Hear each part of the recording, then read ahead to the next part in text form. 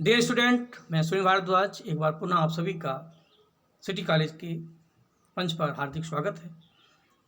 बच्चों, आज का टॉपिक है coastal plain of India, Bharat के तटीय मैदान।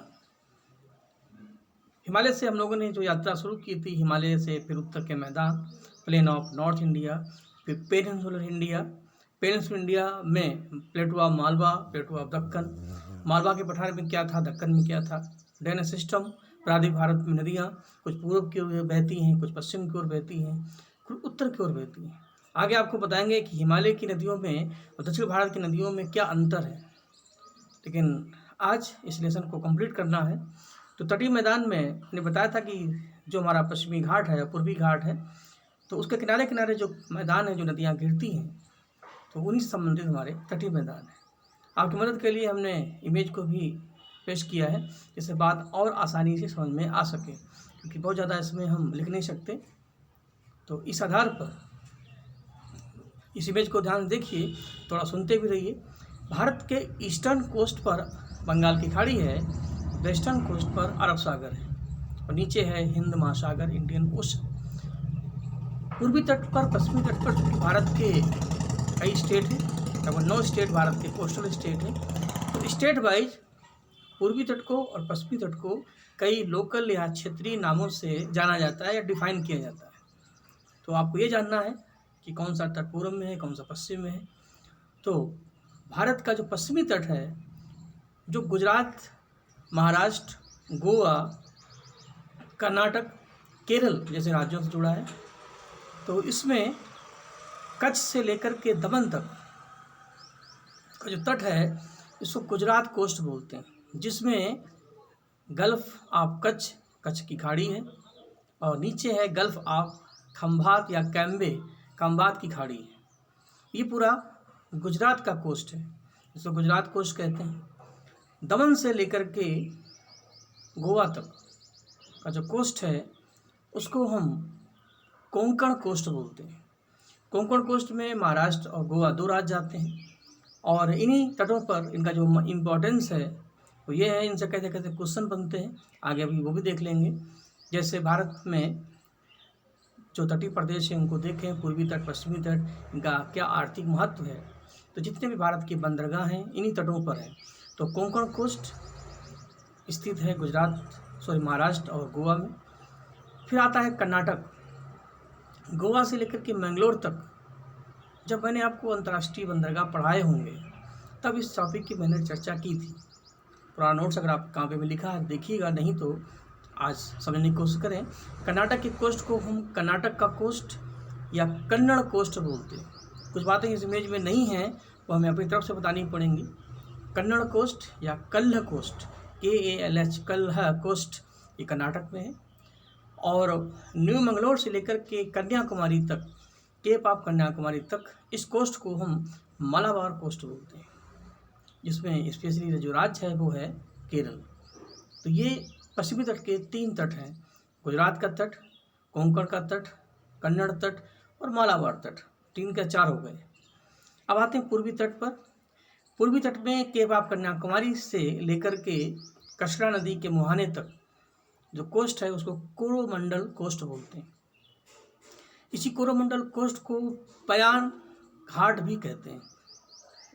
मैप में देखिए लिखा हुआ है कोरोमंडल कोस्ट या पयान घाट। इसकी लोकेशन है तमिलनाडु, यानी तमिलनाडु के कोस्ट को हम कोरोमंडल बोलते हैं, केरल के कोस्ट को हम मालाबार बोलते हैं। आंध्र प्रदेश का जो कोस्ट है, जो आंध्र प्रदेश में स्थित है, उसको हम उत्तरी रायल सीमा बोलते हैं, कहीं कहीं इसको उत्तरी सरकार भी बोलते हैं, ठीक। और उड़ीसा का जो कोस्ट है उसको उत्कल कोस्ट बोलते हैं, उत्कल कोस्ट। तो कुल मिलाकर के ये है भारत के तट। और इसी को और अच्छा समझने के लिए हम एक दूसरी इमेज भी आपके लिए ला रहे हैं, तो थोड़ा और आसान हो जाएगा। तो देखिए इमेज सेकंड में अरबियन सी और बे ऑफ बंगाल। तो अरबियन सी में कोंकण, कन्नड़ और मालाबार। इसमें गुजरात के कोस्ट को हटा दिया गया कि प्रारंभिक भारत में गुजरात नहीं रखा जाता, तो कोंकण, कन्नड़ और मालाबार, ठीक। कोंकण में महाराष्ट्र गोवा है, कन्नड़ में कर्नाटक है, मालाबार में केरल है। और ईस्ट में आ जाइए, कोरोमंडल जो तमिलनाडु में है, कुछ हिस्सा इसका आंध्र प्रदेश में है। इसके बाद उत्तरी सरकार, इसमें उत्तरी सरकार कोस्ट आंध्र प्रदेश और उड़ीसा दोनों में है। पिछली इमेज में आंध्र प्रदेश के तट को अलग कर दिया गया और उड़ीसा के तट को अलग कर दिया गया, उत्कल कोस्ट और आंध्र कोस्ट। लेकिन दोनों कोस्ट को मिला दें तो इनका जो कंबाइंड नेम है वो है उत्तरी सरकार, नॉर्थ सरकार, जिसमें उत्तर में उड़ीसा और दक्षिण में आंध्र प्रदेश आता है। तो कुल मिलाकर के उत्तरी सरकार और कोरोमंडल ये पूर्वी तट के दो लोकल जोन हैं। इन्हीं तटों के बीच में कुछ झीलें आपको मिलती हैं, जैसे चिल्का झील, जैसे पुलकट झील, वो भी लेगून झीलें हैं, समुद्र की लहरों से बनती हैं, वो भी यहीं पर स्थित है। अब पूर्वी तट और पश्चिमी तट की क्या क्या विशेषताएं हैं, कौन कौन से पॉइंट निकलते हैं, जैसे हम क्लास में पढ़ाते हैं वैसे इसमें पढ़ा रहे हैं।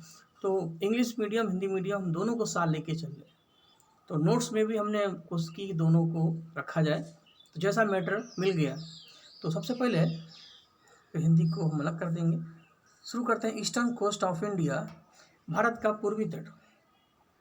तो पूर्वी तट lies between the Eastern Ghat and the Bay of Bengal, यानी बंगाल की खाड़ी और पूर्वी घाट जो है पर्वत, इसके बीच का जो हिस्सा है उसी को हम पूर्वी तट बोलते हैं।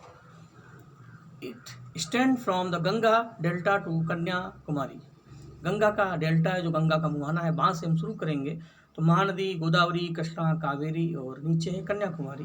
ये पूरा आपका पूर्वी तट है। It is maked by deltas of rivers like Mahanadi, Godavari, Krishna, Kaveri. तो पूर्व की जो नदियाँ हैं वो डेल्टा बनाती हैं, पश्चिमी नदियाँ एस्चुरी बनाती हैं। डेल्टा का मतलब होता है नदी का बुढ़ापा, ओल्ड स्टेज। नदी तटों पर आते आते उसकी ढाल इतनी कम हो जाती है कि नदी कई शाखाओं में डिवाइड हो जाती है और पानी कई हिस्सों में डिवाइड होता है। बीच बीच में नदी के द्वारा लाए हुए कंकड़ पत्थर जो उसके अवशेष हैं, रेसिडुअल मटेरियल, वो कलेक्ट हो जाते हैं। उनके आसपास सुंदरबन यानी मैंग्रोव वन डेवलप होते हैं। तो हर नदी को ईस्ट में जाना होता है, क्योंकि भारत की जो ढाल है वो ईस्ट की तरफ है। ऐसे यही वजह है कि भारत की अधिकतर नदियाँ पूर्व की तरफ ही बहती हैं। जैसे मकान की छत आपकी एक डायरेक्शन में बना दी गई, तो जितना भी पानी छत पे आएगा वो उसी ढाल को फॉलो करेगा। तो ये सभी नदियाँ जो ईस्ट में जाती हैं, जो बंगाल खाड़ी में गिरती हैं, वो डेल्टाई नदियाँ हैं, गंगा, ब्रह्मपुत्र, महानदी, गोदावरी, कृष्णा, कावेरी। तो ये भी इसकी विशेषता है। चिल्का झील और पुलकट झील ये दोनों लैगून झीलें हैं। अभी मैंने बताया लैगून झील वो झील होती हैं जो समुद्र की लहरों से बनती हैं, मेड बाई ओशन वेव्स। समुद्र की लहरों के कारण समुद्र में जो भी बालू, कंकड़, पत्थर कलेक्ट होते हैं वो तटों के किनारे कलेक्ट हो जाते हैं, जम जाते हैं, एक उनकी दीवार टाइप की बन जाती है, बैरियर बन जाता है, और समुद्र का पानी होता है उसी बीच में कलेक्ट हो जाता है। तो इस झील को हम लैगून झील बोलते हैं। इसका सबसे अच्छा एग्जाम्पल है चिल्का झील, जो महानदी और गोदावरी के बीच में, आप दोनों इमेज में देखेंगे किसी में चिल्का झील आपको दिख जाएंगे। तो चिल्का झील उड़ीसा में है, भारत की सबसे बड़ी खारे पानी की झील है और इसकी लोकेशन है महानदी से गोदावरी के बीच। पुलकट भी एक लैगून झील है जो आंध्र प्रदेश में स्थित है, और इसी पुलकट झील में ही एक द्वीप है जिसका नाम है श्रीहरिकोटा, जहाँ पर सतीश धवन स्पेस सेंटर बनाया गया है, अंतरिक्ष केंद्र। ये झीलें पूर्वी तट पर हैं। तो आगे बढ़ते हैं। अब पूर्वी तट के regional name of eastern coast of India, Orissa में उसको उत्कल कोस्ट बोलते हैं, अभी मैंने बताया। From the southern limit Utkal plain stage the Andhra coast, यानी उत्कल कोस्ट नॉर्थ में है, आंध्र कोस्ट साउथ में है।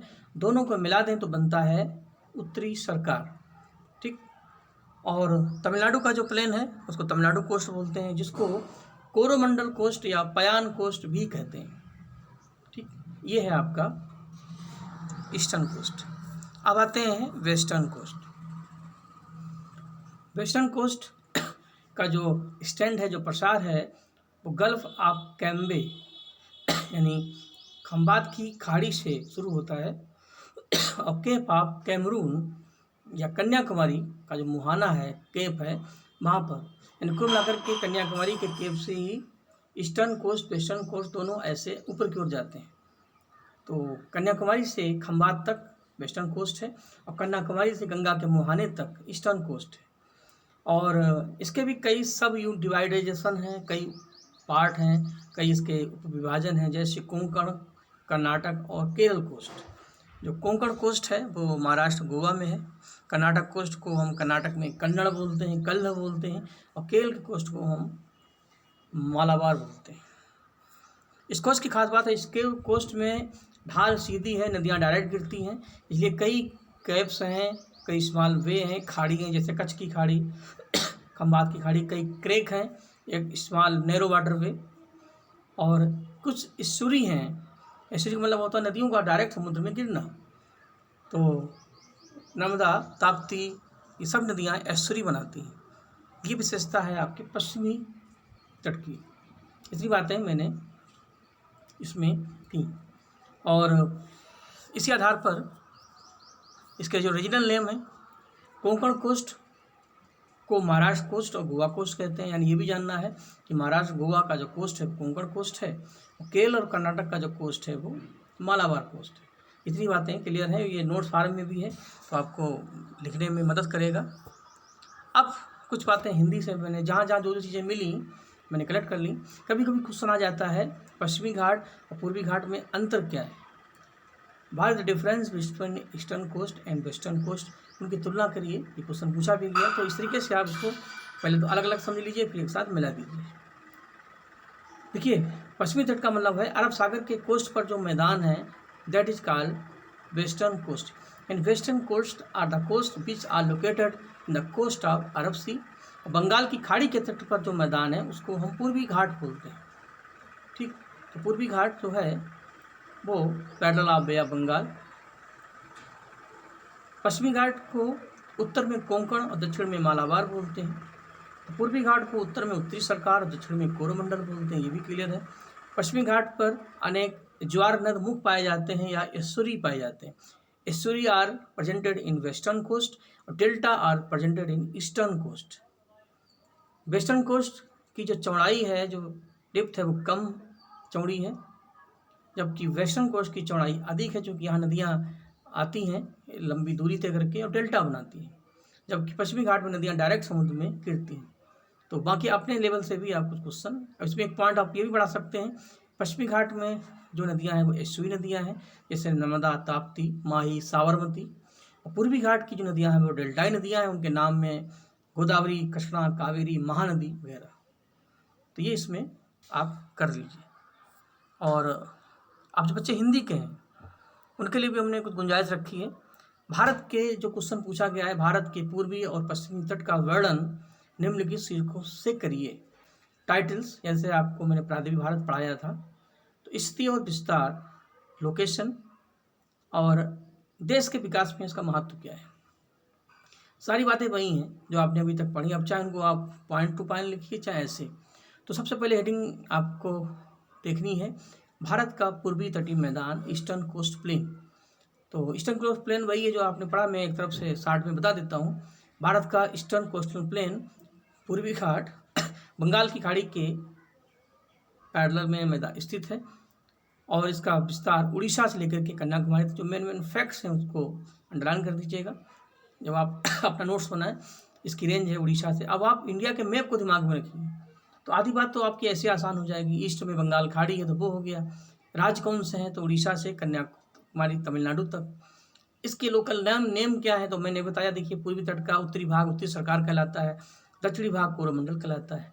इस तट पर कई डेल्टा लैगून झीलें हैं, चिल्का झील और पुलकट झील, वो भी अंदर कहीं होगा। तो इस मैदान में काफ़ी उपजाऊ क्षेत्र है, सबसे अच्छी उपजाऊ मिट्टी पाई जाती है, इसलिए कृष्णा, कावेरी, महानदी, गोदावरी नदियाँ यहाँ पर डेल्टा बनाती हैं। और यहाँ पर चिल्का झील है। कोलकाता, विशाखापट्टनम, चेन्नई जैसे बंदरगाह इसी क्षेत्र में हैं, चूँकि ये सब ईस्ट में आते हैं। और चावल, गन्ना, जूट, नारियल जैसे फसलें यहाँ पर होती हैं। अब आते हैं पश्चिमी तट का मैदान। पश्चिमी तट अरब सागर के पैरेलल में है, और इसकी लोकेशन खंबात की खाड़ी से कन्याकुमारी तक है। और ये मैदान लोकल में कोंकण और मालाबार के रूप में जाना जाता है। इसमें भी अच्छी अच्छी क्रॉप्स हैं, जैसे कपास है, चाय है, जूट है। क्योंकि वेस्ट में वर्षा ज़्यादा होती है तो मसाले होते हैं, कॉफ़ी होती है, कहवा होता है, नारियल होता है, केला होता है, तंबाकू, ये सारी फसलें इसमें होती हैं। देश के विकास में इनका क्या महत्व है, यहीं पर मैं इसको रोक देता हूँ। जब आप वीडियो देखेंगे तो इसका स्क्रीनशॉट ले लें और बाद में चाहे तो इसको आप लिख लें, जैसे आपका मन करे।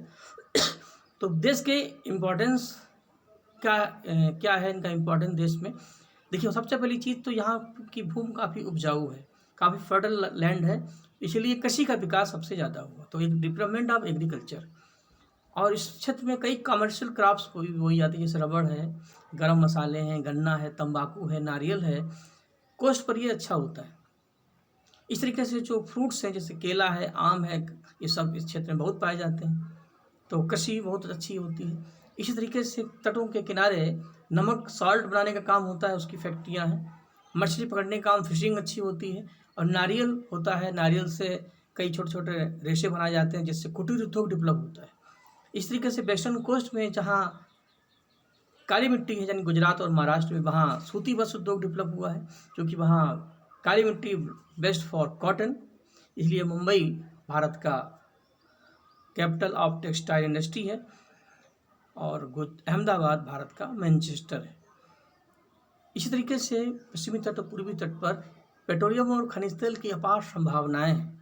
उत्पादन भी होता है। मुंबई क्षेत्र, मुंबई वेसिन भारत का सबसे बड़ा पेट्रोलियम क्षेत्र है। गुजरात के किनारे किनारे कई अच्छे पेट्रोलियम क्षेत्र हैं, जैसे अंकलेश्वर है, सलाल है, महिसाना है।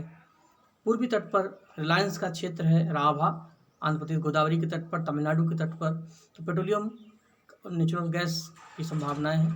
तो ऊर्जा के क्षेत्र में भी महत्व है। और दूसरा, केरल के तट पर थोरियम मिट्टी पाई जाती है, बालू के कण पाए जाते हैं, उसमें परमाणु ऊर्जा की संभावना है। पूर्वी तटीय मैदानों में यूरेनियम, थोरियम, कोबाल्ट जैसे खनिज पाए जाते हैं, जिनका उपयोग परमाणु बिजली बनाने में होता है। थोरियम का उत्पादन सबसे अधिक केरल में होता है। एक और ख़ास बात है, पूर्वी तट पर और पश्चिमी तट पर भारत के सबसे अच्छे इंटरनेशनल पोर्ट हैं।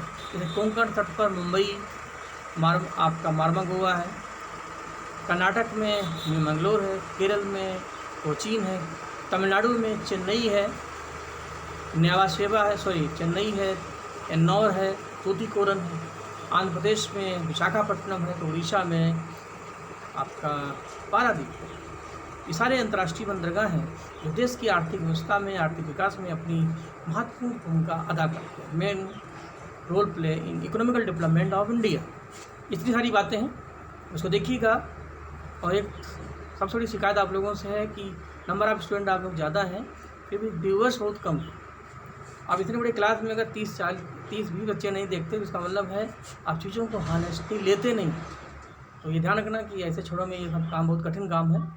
और दूसरी बड़ी चीज़, ये टॉपिक पूरा हो गया है तो इससे संबंधित एक असाइनमेंट हम आपको देंगे, और उसमें बहुत ज़्यादा नहीं, शॉर्ट नोट्स के रूप में 3-3, 4-4 लाइन ही लिखनी है, ये जो शॉर्ट नोट्स। तो हिमालय से हम शुरू करेंगे और इसके 2 पार्ट्स कर देंगे, क्योंकि नंबर ऑफ क्वेश्चन ज़्यादा होंगे।